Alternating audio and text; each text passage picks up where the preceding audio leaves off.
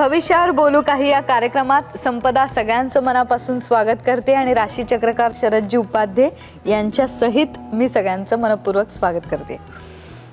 असे म्हटलं जातं, एक चिनी म्हण आहे की माणसाला आयुष्यात महत्त्वाचं काय काय. तर म्हण जरी चिनी असली तरी आपण त्याचा अर्थ वेगळा घ्यायचा आहे आपल्या संस्कृतीप्रमाणे. माणसाला भाकरी हवी, माणसाला गुलाब हवा आणि माणसाला चंद्र हवा. कारण भाकरीमुळे आपण जगू शकतो, गुलाबासाठी आपण जगू शकतो आणि चंद्र हा आपल्यापासून इतका लांब असतो, म्हणजे आपलं उर्वरित आयुष्य आपण अजून जगायचं असतं, पण त्याचीही एक ओढ असते, त्याची एक उत्सुकता असते. म्हणून जगण्याच्या प्रवासाचं इतकं सुंदर वर्णन जिथे सापडतं, तर त्या सुंदर वर्णनाप्रमाणे प्रवाससुद्धा तितकाच सुंदर असेल तर किती छान. म्हणून तर भविष्यावर काही बोलता बोलता आपल्या थोड्या बहुत ज्या काही समस्या येतात आणि आपलं हसू घालवतात, त्या समस्यांचं निराकरण जर होत असेल, त्याला मदत होत असेल, तर ती लोकांना हवे. हे मी नाही, हे तुमचे प्रश्न माझ्याशी बोलतायत आणि आज प्रश्नांचा आढावा आजच्या कार्यक्रमात आहे.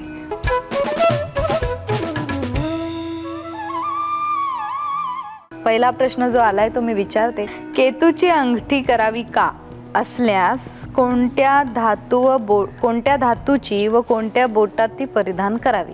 केतूचं रत्न लसुणे आहे, त्याला कॅट्स आहे म्हणतात किंवा टायगर्स आहे.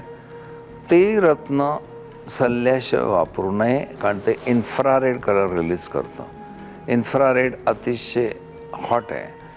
इन्फ्रारेडमुळे सेन्सिटिव्ह दात जसे असतात आपले, तसे सेन्सिटिव्ह त्वचेच्या माणसाला रॅश येतात, चट्टे पडतात. तर लसण्या कोणीतरी सुचवला हा अधिकारी माणसाने, प्लस त्याची गरज असेल तेवढाच काळ चांदीत बसून उजव्या हाताच्या करांगुलीत, किरंगुळी वगैरे म्हणतात ना, तो शब्द नाही, करांगुलीत शनिवारी शनीच्या होऱ्यात धारण करणे, आवश्यकता संपली की काढून ठेवणे. पंचमात केतू असता सर्पदोष असतो, मुलं होत नाहीत, लसण्या वापरला, काम झालं, काढून ठेवलं. बरोबर. तर त्यावर मला एका बाईने असं पण विचारलं, झालं आता पहिलं मूल 5 वर्ष, दुसरं हवंय घालू का? गेला तो दोष. आता एक मूल झालं ना, तो मला सर्पदोष गेला. पण विचारतात, उत्तर द्यायला पाहिजे आपण.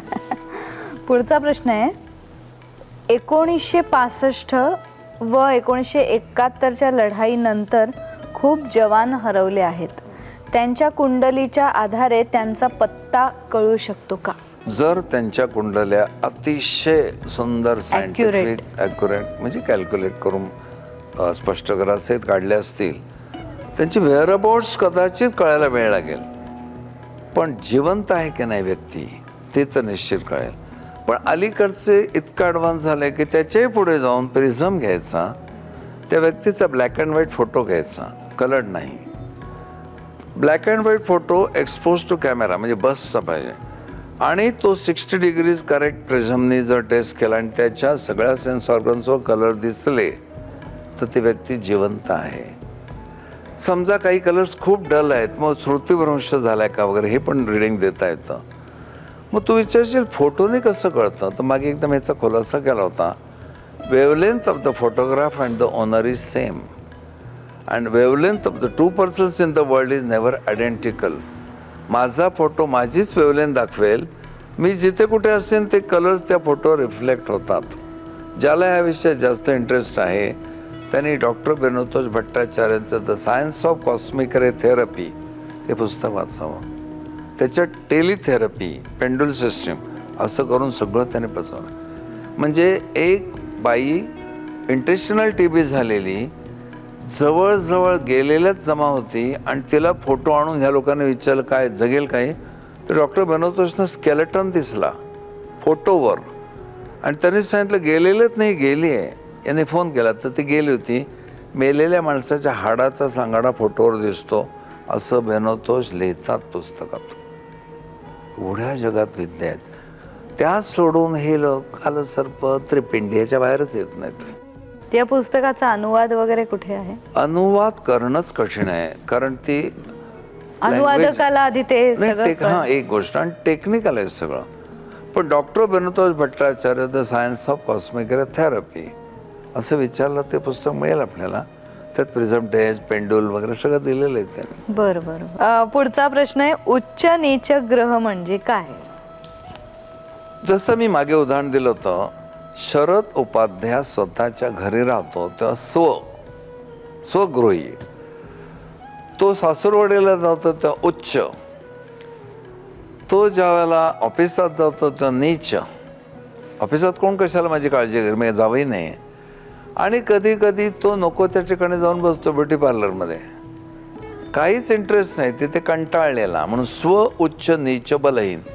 स्वराशीसमोर उच्च बलहीन राशी असते आणि उच्च राशीसमोर नीच राशी असते. प्रथम स्थानी जर मंगळ असेल, मेषेचा असेल तर स्वराशीत. मग हाच मंगळ मेष आणि वृश्चिक राशी स्वराशीचा होईल, पण तो मकरेत असेल तो उच्चीचा होईल. कर्केत असेल तर तो बलहीन होईल, कारण कर्क राशीसारख्या डोमेस्टिक राशीत स्वयंपाकघरात एक करता स्वतः वयात आलेला मुलगा किती वेळ रमणार आहे. आणि मग त्याच्यासमोरची तूळ राशी ही त्याची पण बलहीन राशी होईल, कारण बॅलन्स. वयात आलेल्या तरुण मला चिडायचं नाही, जप घ्यायचा, माळ करे घेऊन कसं जमेल त्याला. पुढचा प्रश्न आहे, नवग्रह मंत्राचा जाप कसा केला जातो? जप असं म्हणूया आपण. काही गुजराती लोक जाप म्हणतात खरे, तर नवग्रहाचं आता त्यांनी आपण एकदा दाखवलंय खरं, पण आपले प्रेक्षक आहेत उत्सुकतेने विचारतायत. भक्तिसागर पुस्तकात 138 पानावर नवग्रह स्तोत्र आहे. हे स्तोत्र रोज म्हणावं असं आपल्याला आवर्जून सांगितलंय. त्याने आम्हाला म्हटलंय कसं म्हणतात एकदा दाखवा, असंच म्हटलंय ना. रवी, चंद्र, मंगळ, बुध, गुरु, शुक्र, शनी अशा ऑर्डरने ते मंत्र आहेत. जपा कुसुम संकाशम काश्यपेय महद्युतिम तमोरीम सर्वपापघ्नं प्रणतोस्मे दिवाकरम प्रदिशंक तुषाराभं क्षीरोदार्णवसंभवं नमामि शशनं सोमं शंभोर्मुकुटभूषणं धरणीगर्भसम्भूतं विद्युत्कान्तिसमप्रभं कुमारं शक्तिहस्तं च मङ्गलं प्रणमाम्यं प्रियङ्गुकलिकाश्यामं रूपेण प्रतिमं बुधं सौम्यं सौम्यगुणोपेतं तं बुधं प्रणमाम्यं देवानां च ऋषीणां च गुरुं काञ्चनसन्निभं बुद्धिभूतं त्रिलोकेशं तं नमामि बृहस्पतिं हिमकुंद मृणालाभं दैत्यानां परमं गुरुं सर्वशास्त्रप्रवक्तारं भार्गवं प्रणमाम्यं नीलाञ्जनसमाभासं रविपुत्रं यमाग्रजं छायामार्तण्डसम्भूतं तं नमामि शनैश्वरम् अर्धकायं महावीर्यं चन्द्रादित्यविमर्दनं सिंहिकागर्भसम्भूतं तं राहुं प्रणमाम्यं पलाशपुष्पसङ्काशं तारकाग्रमस्तकं रौद्रं रौद्रात्मकं घोरं तं केतुं प्रणमाम्यहं. रवी ते शनी 7 ग्रह, राहू केतू 9 ग्रह. पुढे फलश्रुती आहे. पुढे असाच उल्लेख त्याने विचारलाय, नवग्रह स्तोत्रात 9 ग्रहांचा उल्लेख आहे, तर हर्षल, नेपच्यून, प्लुटो या ग्रहांचा कोणत्या स्तोत्रात उल्लेख आहे? 2 कारण आहेत. ही स्तोत्र व्यासाने ज्या काळात रचली त्या काळामध्ये हर्षल हे वैज्ञानिक ग्रह, रूढीबाह्य वर्तन करणारा, तो प्रकारच नव्हता. एक भाग. हर्षल हा वैज्ञानिक आहे, धार्मिक नाही, म्हणून त्याला रत्न आहे पण मंत्र नाही. नेपच्यून अंतराने इतकं दूर आहे आणि इतकं भ्रमणकक्षा खूप वर्षाची आहे त्याची, 216 वर्ष जर लागतात क्रांतिवृत्त भोगायला त्याला, तर त्याचा डे टू डे काय परिणाम होत नाही, म्हणून ते नाही. आणि प्लुटो त्याच्या पलीकडे आहे. ज्या ग्रहांचा दैनंदिन जीवनात मानवी आयुष्यातल्या कारकत्वाशी संबंध येतो तेवढ्यांचेच मंत्र आहेत. आणि ते मंत्र म्हटल्याने डे टू डे लाईफचे त्रास कमी होतील. नेपच्यून, प्लुटो ह्याच्यामध्ये तो भागच नाही आहे, म्हणून त्यांना मंत्र नाही. पण मग तरी आपल्या सत्यनारायणाच्या पूजेत यमधर्म नावाने आपल्या त्या शक्तीला आवाहन करून, जसं आमच्या गावातल्या ग्रामदेवतेला आम्ही वेडा ठेवतो. ग्रामदेवता काय तिची पूजा नाही चालू आहे, पण आम्ही ज्याला पूजा करतो त्याला ग्रामदेवताभ्यो नमः, स्थानदेवताभ्यो नमः, कुलदेवताभ्यो नमः, वास्तुदेवताभ्यो नमः, सगळ्यांचा मान करायचा. तसं आम्ही पूजा जेव्हा करतोय, वैकुंठातल्या श्रीकृष्णांची पूजा चालली आमची, महाविष्णूंची, वाटेतल्या सगळ्या शक्तींना नमस्कार, कारण ते सगळे त्यांचे दूत आहेत. ते आवाहन करतो आम्ही त्यांचा मान राखण्यासाठी आणि भगवंताच्याच या सगळ्या शक्ती असल्यामुळे त्या ठिकाणी आपण त्यांना आवाहन करून नमस्कार करून नैवेद्य दाखवतो. आणि इथे कसं आहे, डायरेक्ट आपला त्रास कमी व्हावा म्हणून मंत्र म्हणायचे आहेत, ते त्रास होतच नाहीत ग्रहांकडून. राहूच्या महादशेत मुलाला जन्म दिला तर त्या मुलाला नंतर त्रास होतो का? राहू संतती स्थानात असेल तर, राहू पराक्रम स्थानातच असेल आणि तुला पराक्रमाने एवढा आनंद मिळतोच आहे, तू पराक्रमी माणूस आहेस, कशाला हा त्रास आहे? संतती स्थानात राहू असेल, गुरु राहू युती असेल, संतती स्थानचा अधिपती राहू बरोबर असेल तरी घडेल, नाही तर नाही. हा प्रश्न बघा तुम्हाला काय ऐकल्यास जवळचा वाटेल. प्रीती षडाष्टक योग म्हणजे काय? वा, सुंदर प्रश्न. मृत्यू षडाष्टक आणि प्रीती षडाष्टक असे दोन शब्द आहेत. आता नीट लक्ष देऊन ऐक. विषम राशीपासून 6वी आणि समराशीपासून 8वी तो मृत्यू. विषम राशीपासून 6वी, समराशीपासून 8वी. हे मला का हसू येतंय, तू ध्यानाला बसलीस एकदम. विषम राशी म्हणजे अरे बापरे, आधी काय, आपण मेषच घेऊ ना. मेष विषम आहे ना. विषमेपासून 6वी कन्या. मेष कन्या यांचा मृत्यू षडाष्टक. पण समपासून 8वी, वृषभेपासून 8वी धनु. म्हणजे मेष कन्या आणि वृषभ धनु यांचा मृत्यू षडाष्टक होतो. पण विषम राशीपासून 8वी आणि समराशीपासून 6वी तो प्रीती षडाष्टक. मेष वृश्चिक प्रीती षडाष्टक होईल आणि वृषभ तूळ प्रीती षडाष्टक होईल. प्रीती षडाष्टक योग म्हणजे काय असं त्यांनी विचारलं. त्यात तुम्ही सांगितलं की विषम राशीपासून 6वा आणि समराशीपासून 8वी जी रास असते त्यांचा मृत्यू षडाष्टक असतो, बरोबर. आणि समराशीपासून 6वा आणि विषम राशीपासून 8वा अशा राशींचा प्रीती षडाष्टक. पण जर आपण त्याचं कारण बघूया. हा प्रश्न विवाहाशी संबंधित आहे, बरोबर. त्यामुळे मृत्यू षडाष्टक असता विवाह सर्वथा वर्ज्य करावा असं म्हणताना विषमराशीपासून 6वी मेष आणि कन्या, समराशीपासून 8वी वृषभ धनु का वर्ज्य करावा? मेष 1 घाव 2 तुकडे, कन्या वाटावाटी. मेषेच्या माणसाला जे क्विक रिझल्ट पाहिजेत आणि कन्यावाल्यांचं सगळं स्लो असतं, त्यामुळे हा प्रॉब्लेम होतो. म्हणजे दोघांचे जेव्हा बौद्धिक मतभेद होतात, वैवाहिक जीवनातला रसच नाहीसा होतो, एवढा विचार पूर्वजांनी केलाय. पण हे मृत्यू षडाष्टकाच्या जोड्या मी तुला आता लगेच सांगतो. मेष कन्या, वृषभ धनु, मिथुन वृश्चिक, बघ लगेच विषमापासून. त्याच्यानंतर कर्क कुंभ, सिंह मकर, कन्या परत मेष, तूळ मीन, वृश्चिक मिथुन, धनु वृषभ, मकर सिंह, कुंभ कर्क आणि मीन तूळ यांच्या तुम्ही आपल्या राशीचक्र पुस्तकात आहे, अंतराळातून अंतरंगाकडे पुस्तकात आहे. तुम्ही यांच्या राशींचे स्वभाव बघा. एवढी भिन्नता जेव्हा येते त्याला कसं तुमचं मॅरिड लाईफ सक्सेसफुल होईल? पण मृत्यू षडाष्टक हा त्यांचा प्रश्न नाही. त्यांचा प्रश्न व्हॉट इज प्रीती षडाष्टक. विषम राशीपासून 8वी, समराशीपासून 6वी. आता सरळ जोड्या घे. मेष वृश्चिक झालं, वृषभ तूळ, मिथून पुन्हा विषम आली. थोडा प्रयत्न कर. नको ना काका. मिथून ती विषम राशी घ्या आणि त्याच्यापासून तुम्ही 8वी राशी फिरवा. घरी बसून मी इथे सांगणे शांतपणे तुम्ही काढा. आपण उदाहरण घेऊ. मेष राशीचं वृश्चिक राशीशी का जमत नाही? तर मृत्यू षडाष्टक का वाईट नाही, पण शास्त्रात काय लिहिले?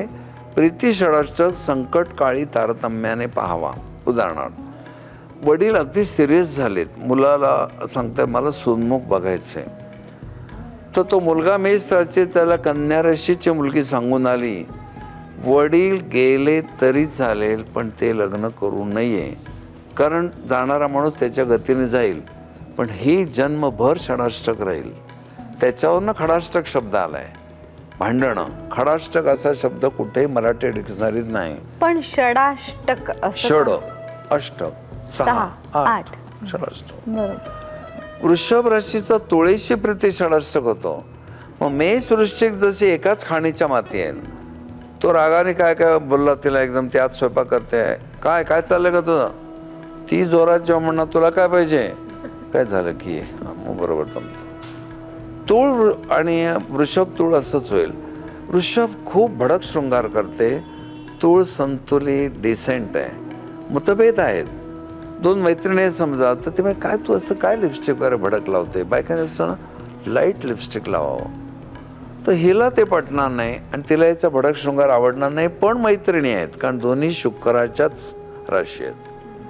तसं आपण जर बघत गेलो मिथुन किंवा कर्केचं धनुराशी षडाष्टक होतं.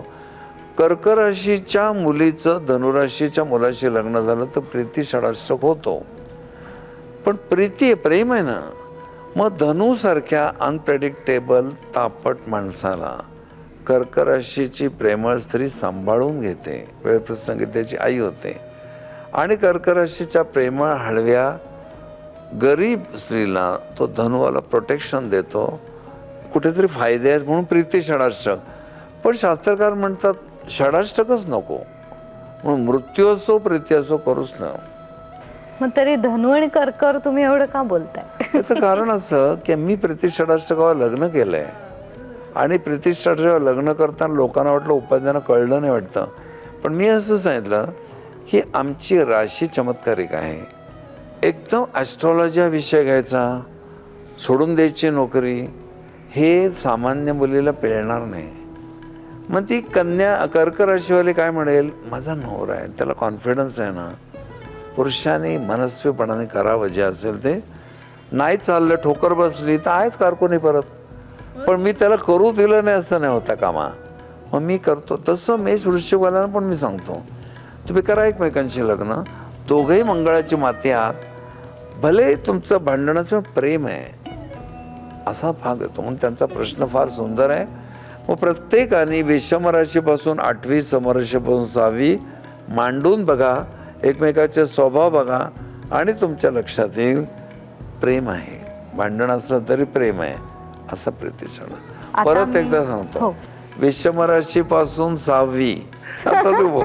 समराशीपासून 8वी, असं हे 6 आणि 8चं गणित आहे ते असतात. आता मी खरोखर अभ्यास करीन, लहानपणी पाढे काढले, आता मी नक्की राशीचा पण अभ्यास करीन आणि 6वी 8वी मला असं काय माहितीये का, काय कळलं काय होतं, झोप असते. पण मी आता हे नक्की पाठ करणार, प्रीती षडाष्टक, मृत्यू षडाष्टक. तुम्ही पण माझ्याबरोबर पाठ करा. आत्ता कठीण वाटतं पण सोपं आहे ते.